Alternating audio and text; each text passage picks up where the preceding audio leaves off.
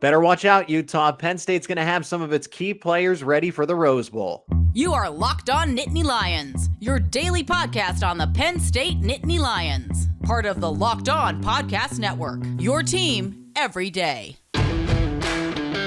Thanks for making Locked On Nittany Lions your first listen every day. We are free and available wherever you get your podcasts. Subscribe to the YouTube channel, Locked On Nittany Lions. Make sure you hit the bell for notifications so that you know whenever new Penn State content is available. My name is Zach Seyko, your host as always, and I appreciate all the support on the YouTube channel and, of course, wherever you listen if you get the audio version of this show. In today's episode, we got plenty to talk about because we are going to meet the class of 2023. We're going to get to know all of the verbal commitments, and I thought I'd share this a little bit in advance. Tomorrow, at the time of this posting, is going to be National Signing Day for the Penn State class of 2023. So let's get to know the verbal commits a day early so that everyone knows who is in this class and how good this Penn State class can be, the potential of it. But we are going to start our opening segment with Penn State's going to be back at full strength for the Rose Bowl, and Utah needs to watch out. We got some updates from Rose Bowl Media Day from James Franklin and some players about who was going to play and what decisions people are going to make for their future. I really didn't have a feeling just from what I've heard, and given the fact that a lot of these players are senior veterans and they went through COVID and everything else, I didn't think that a lot of players would opt out in this situation. Joey Porter Jr. made sense. Parker Washington is injured. It seems like everybody else is on board. The band's all back together to play in this game. But these are some of the players that could have opted out, decided not to, and they're still mum about their NFL future or if they're going to even enter the transfer portal. So let's start with Adisa Isaac because his contribution next season would be massive, a veteran defensive end. I think he could get even better in 2023, but still hasn't made a decision on the NFL. He could go if he wanted to. I think he'd be a draft pick just because of the potential. He showed that he's recovered from that leg injury well and will be back. I think he's already back to normal, but I think he could take an extra step if he comes back to play for Penn State next season. Ultimately, if I had to guess, I think he does return because I think he sees more potential in himself. If he goes right now, he might be a 4th or a 5th round pick. I think that's a best case scenario for him because I think he'll impress at the combine just as a pure athlete. But if he puts another good season at Penn State together, shows he's recovered from that injury, he could be potentially, I think, a 2nd round, maybe even a 1st round pick. Like that was the original talk about Adisa Isaac. And I want to remind everybody before I move any further with player announcements is that anybody that wants to go to the NFL draft has the opportunity to declare for it up until 7 days after the national championship game. So that's Monday, January 9th. January 16th is the deadline for people to decide. So there's still time. That's why we're going to get a lot of 50-50s here from some Penn State players. Okay, so somebody we do know is moving on, and this is a significant loss because he's a veteran starter at the defensive end position. That's Nick Tarburton. Nick Tarburton is going to declare for the NFL draft. He announced on his social media, gave a very nice statement, and he's moving on. I'm personally surprised, but I also understand the decision. I guess for Nick Tarburton's stance, this is more complicated than just coming back for college football. You have to have a reason to be at Penn State. Let's take Hunter Norzad, for example. He's working on his master's, so it made sense for him to come back and play another season of football rather than going to the NFL. For Nick Tarburton, I think he's done academically, so why not go start your career in professional football? And this is a guy that has gotten so much better as a pass rusher. He's an edge setter. He's a run defender first, and that's what all these scouts are going to see. And now it's just a matter of, will he get drafted? He's got ideal size. He's 6'3", 270 pounds. I could see him maybe bulking up a little more. Could he convert to a 3-4 defensive end since he's just so good at setting the line of scrimmage because he's not a speed rusher? Maybe he turns into a guy that could be a 3-4 outside linebacker pass rusher type, cuts some weight, maybe adds a little more speed because you want those outside linebackers to, like I said, set the edge, and he does that well. In 2022, 18 tackles, 2 sacks, 1 forced fumble, and 1 fumble recovery, and he had the game of a lifetime against Northwestern. That's where a lot of that came from. 2021, he had more tackles, 29 of them, but he did have 1 less sack. He's projected as an undrafted free agent by NFLDraftBuzz.com. And again, this one hurts. It's good for him. I want all these guys to go to the NFL, but I can't imagine that I don't think he wanted to play college football anymore. And I think academically he's finished. So hats off to Nick Tarburton on an incredible career with the Nittany Lions. Ji'Ayir Brown, he's going to play in the Rose Bowl. That is confirmed. He doesn't have any eligibility remaining, so he's on his way out. He's going to the NFL, and he's also going to play in the Reese's Senior Bowl. I thought that because of what Jaquan Brisker did last year, that Ji'Ayir Brown could be a candidate for an opt-out. I personally believe that he would play because this is a different status of a game. That was the Outback Bowl last year. Penn State was 7-6. There were a host of opt-outs last year. This is different. This is the granddaddy of them all. This is the Rose Bowl. So Ji'Ayir Brown, it's like Saquon Barkley playing in the Fiesta Bowl. He didn't have to, but he did. And I think Ji'Ayir Brown's in a similar situation, can put one final set of tape out because there's still some scouts that aren't sold on Ji'Ayir Brown. Mel Kiper's got it right. I can't believe I said that. Mel Kiper Jr. of ESPN has it right when he's scouting Ji'Ayir Brown and has him as his third best safety. People slept on Jaquan Brisker. Don't sleep on Ji'Ayir Brown. I think he should go in the second round, but maybe a team gets lucky, takes him in the third round. That's as low as he is going. Got some updates on the offensive line, too. Caden Wallace, Olu Fashanu are both expected to play. They missed an extended amount of time with for Olu Fashanu, an injury. Caden Wallace, we believe to be an injury. We've never really were explicitly told by James Franklin, but on Rose Bowl Media Day this past Friday, he did say, right now we're planning for Olu and Caden to be available, meaning that they're going to start at left and right tackle. Brenton Strange, this is an interesting one. I thought that he was going to be a surefire returner because he's still got eligibility, but it is a crowded tight end room. I think that Brenton Strange by far had his best season. So why not parlay it and get your best draft status if that's what you believe and go into the NFL? Brenton Strange, an excellent run blocker. He can catch too. Basically, your quality tight end. I see him as a day two. Day two is a very best case scenario for him, but I expect him because he's got the intangibles. He's a football player at the base. He'll impress at the combine. I think he could be a 4th or a 5th round pick and eventually elevate his way into a starting role, but he's going to start out as a quality backup. He's still deciding on his future. He has not made up his mind yet. And then Jake Pinniger is someone that we brought up in a recent episode for Locked On Nittany Lions. Jake Pinniger, the future's still out for him. Sanders Sahadak looks to be in line to take that starting job if Jake Pinniger's not available. It would be somewhat of a competition, but Pinn would definitely have the inside track to return as the starter if he wanted to come back for a 2023 season. Still deciding on his future. He's more of kickers aren't really drafted unless you're a superstar in college. You're not going to get picked on draft day. So if Jake Pinniger's an undrafted free agent, it's not really that big of a deal. I think it's a win if he gets invited to an NFL training camp, which he will. Now, before we move on to the class of 2023 that is set to sign tomorrow at the time of this recording, Wednesday, December 21st is when everyone is going to sign.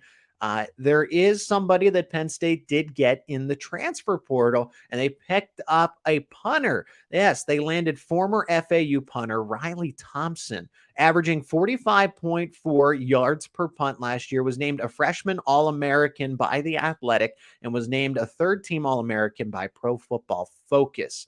I find this move a little interesting. I know that Barney Moore is moving on. I get that. Hopefully he gets invited to an NFL camp.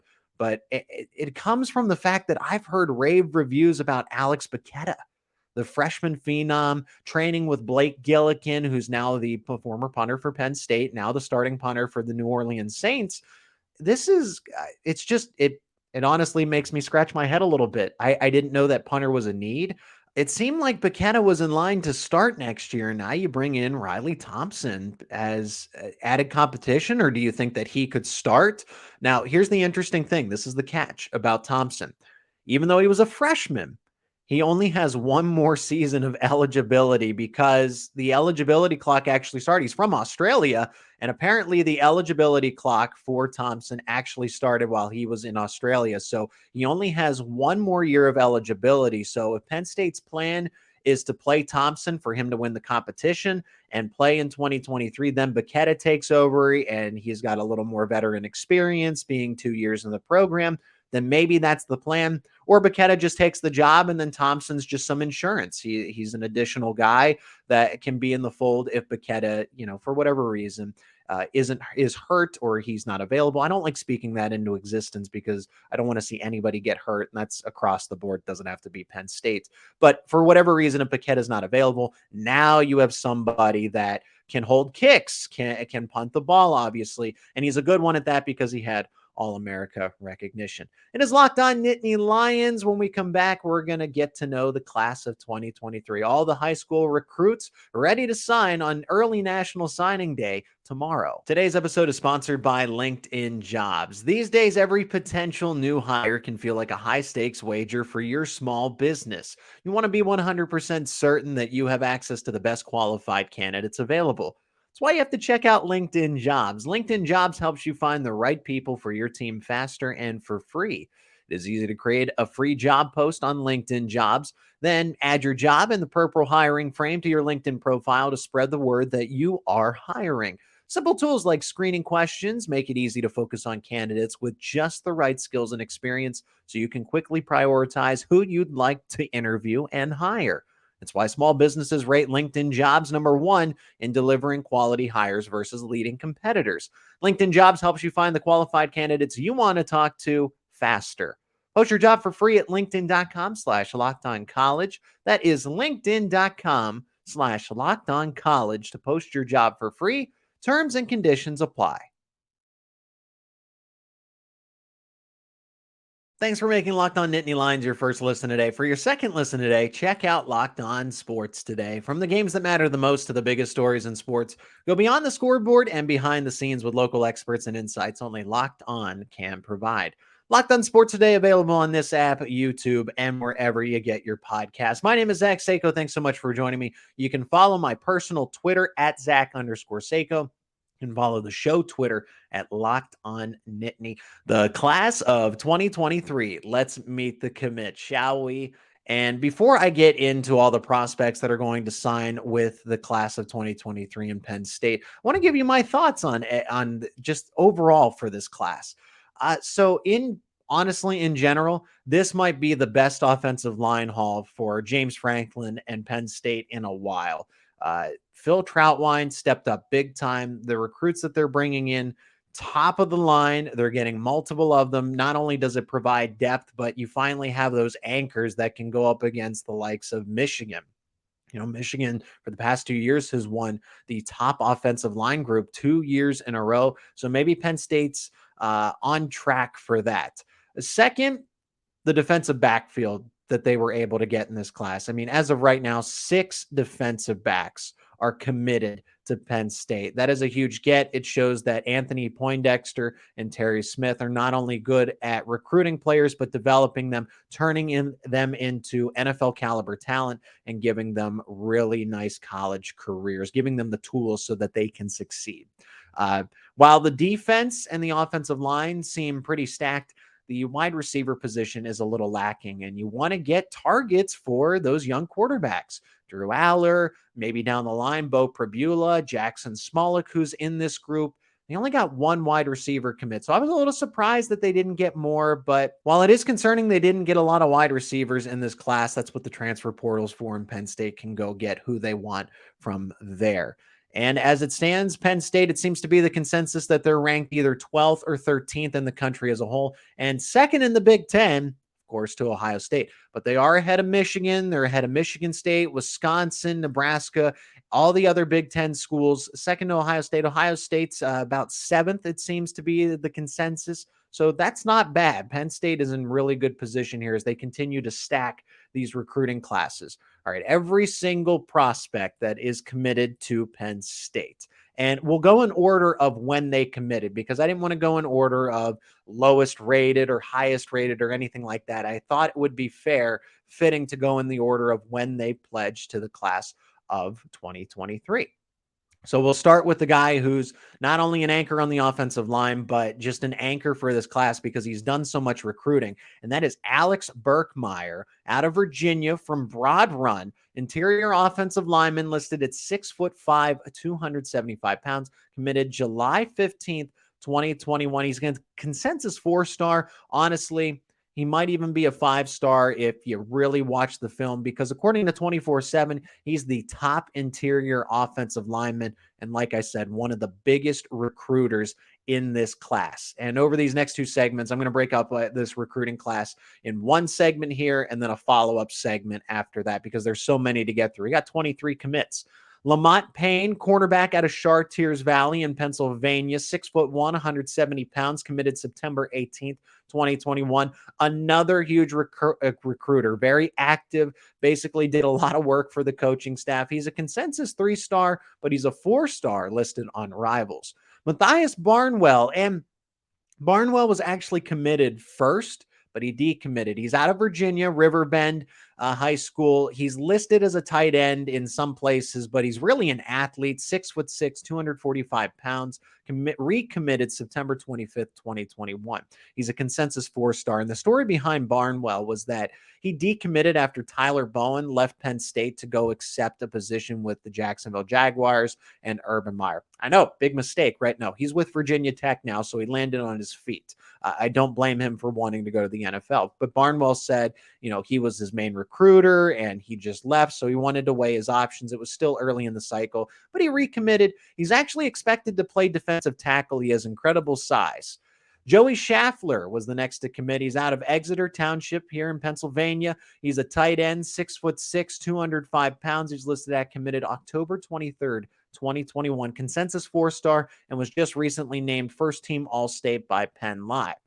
Then Anthony Donko out of Light Ridge High School in Virginia. He's another interior offensive line. And again, kudos to Phil Troutwine. 6'5", 315 pounds, committed January 28th, 2022. He's a consensus 3-star, but he was a late riser in the recruiting rankings. Actually, he was boosted to a 4-star by On3 and 24/7.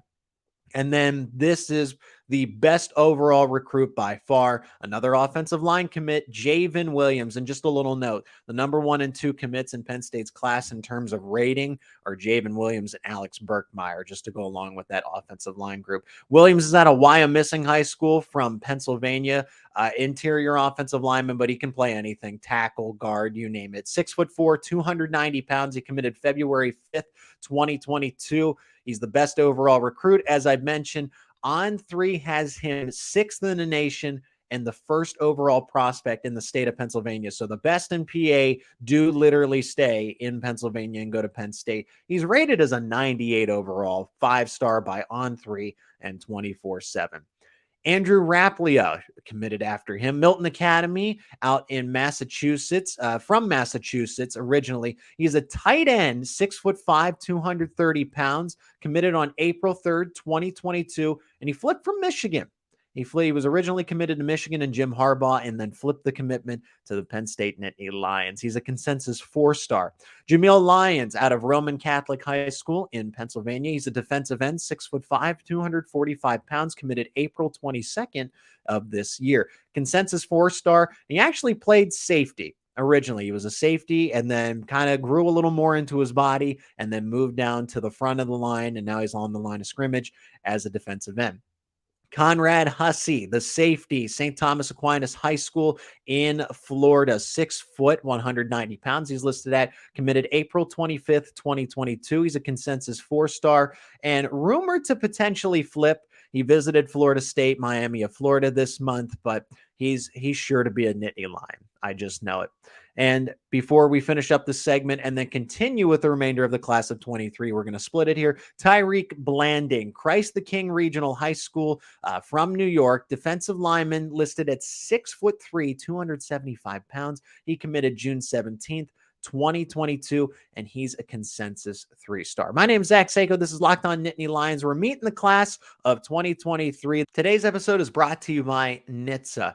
Did you know that driving high is considered driving under the influence?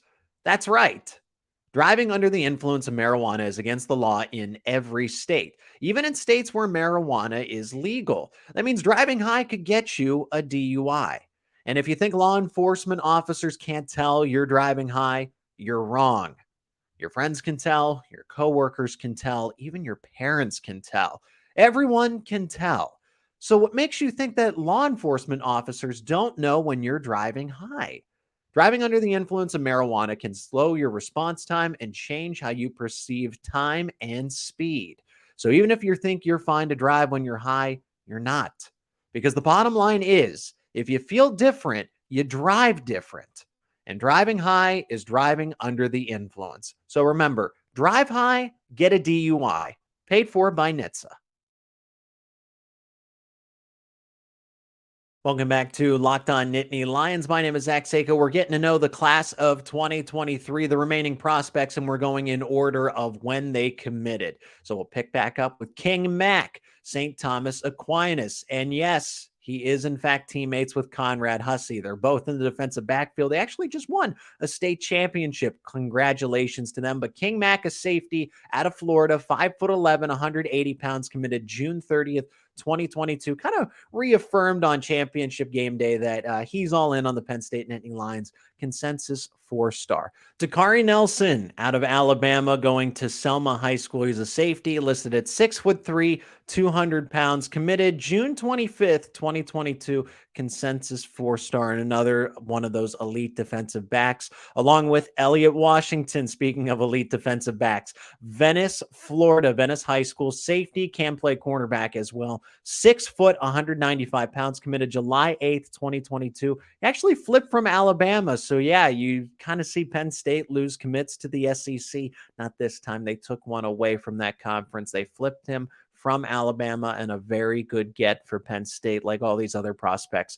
Running back London Montgomery out of Scranton Prep High School in Pennsylvania, listed at 5'10", 180 pounds, committed to Penn State on July 11th, 2022. He did tear his ACL, and he missed all of his senior season, and he's recovering from it, from what I hear. Well, he's going to be a good fit for Penn State, and honestly, the ideal type of running back when he does recover from this. But he will need some time, and that's why depth is very important for Penn State. Tony Rojas, linebacker, Fairfax High School out of Virginia. He's listed at 6'3", 195 pounds, committed July 14th, 2022. Consensus 4-star and a consensus top 10 linebacker. Like, if you watch the film on this guy, he can fly. He was unstoppable at the high school level. Hopefully that translates over into college. Tamir Robinson out of Birchmeier High School, Pittsburgh, Pennsylvania. He's a linebacker as well. 6'3", 225 pounds, committed July 15th, 2022. That was a fun summer for Penn State as they got all these commits kind of left and right. He's a consensus 4-star and the number 11 overall linebacker, according to Rivals. And here's the lone receiver for Penn State in the class of 2023, and that is Carmelo Taylor, Patrick Henry High School from Virginia. He's 5'11", 155 pounds, currently listed, committed on August 10th, 2022. He is a consensus 4-star, so even though he's the only wide receiver, he's a good one at that. The lone quarterback in this class, and that's Jackson Smolik, Dowling Catholic out of West Des Moines, Iowa, 6'1", 205 pounds, committed August 12th, 2022, and he was actually a verbal commit to Tulane. Then he decommitted and flipped to Penn State. He was a late invite to the Elite 11 camp, and that's where everything took off for him. Got a host of offers and ultimately chose Penn State. Zion Tracy goes to St. Thomas More High School. He's originally from New York. He's a cornerback listed at 5'11", 170 pounds. He committed September 10th, 2022. He's a consensus 3-star. However, he's a 4-star according to On3.com and the number 1 recruit out of New York. So how about that? You know, what is this 3-star rating when you're the best in the state of New York? Then we have Zion Tracy's teammate, and that is Joseph Mapoyi out of St. Thomas More High School from the state of Connecticut. He's an edge rusher listed at 6'5", 235 pounds, committed December 12th, 2022. He's a consensus 4-star and a consensus top 5 prospect out of the state of Connecticut. So Penn State got a good one, and you know that he's an overall athlete because originally he was playing basketball, and then he figured out he was really good at football. Then also along the defensive line, Mason Robinson, McDonough High School, Owing Mills, Maryland. He's a defensive end, 6'4", 230 pounds, and he committed on December 13th, 2022, a day after Mapoyi flipped from Northwestern. He was originally committed to Northwestern and Pat Fitzgerald, then decommitted and just flipped the next day. He's a consensus 3-star. And it probably helped that Penn State recruits very well and has a good relationship with McDonough High School. PJ Mustafer, Devon Ellies, Curtis Jacobs, Dennis Sutton, all coming from that same high school. So now the trend continues, and Mason Robinson joins the Penn State class of 2023. Up next, we have Kaveion Keys out of Varina High School, Virginia. He's a linebacker listed at 6'3", 205 pounds. He committed December 16th. 2022. He's a consensus 4-star and a consensus top 30 linebacker. Penn State was able to flip him away from North Carolina, and he was he visited Virginia Tech, but it came down to those three, and he ultimately selected Penn State. And then just most recently, number 23, save the best for last here, Cameron Wallace out of Montgomery County High School, Mount Vernon, Georgia. He's a running back, 5'10", listed at 170 pounds, committed December 19th, 2023. That is yesterday at the recording of this episode. He's a consensus 3-star, and in his Twitter bio, for what it's worth, he's the top running back out of Georgia. So hopefully he can show it at Penn State. So that's the class of 2023, all of the commits. Could Penn State still add anybody else? Potentially. Maybe they could get one more flip, and that's 4-star cornerback Daniel Harris from Miami, Florida. He's down to Penn State and Georgia. He actually decommitted from the Bulldogs in November, and it's really just down to these two. Would be nice to flip a commit from Georgia since the Bulldogs did that twice to Penn State in this past recruiting cycle. This is Locked On Nittany Lions. Thanks so much for joining me. I'm your host, Zach Seyko. As always, subscribe to the YouTube channel for more Penn State content, and I'll talk to you tomorrow here on Locked On Nittany Lions. Thanks for making Locked On Nittany Lions your first listen today. For your second listen today, check out Locked On Sports Today. From the games that matter the most to the biggest stories in sports, go beyond the scoreboard and behind the scenes with local experts and insights only Locked On can provide. Locked On Sports Today, available on this app, YouTube, and wherever you get your podcasts.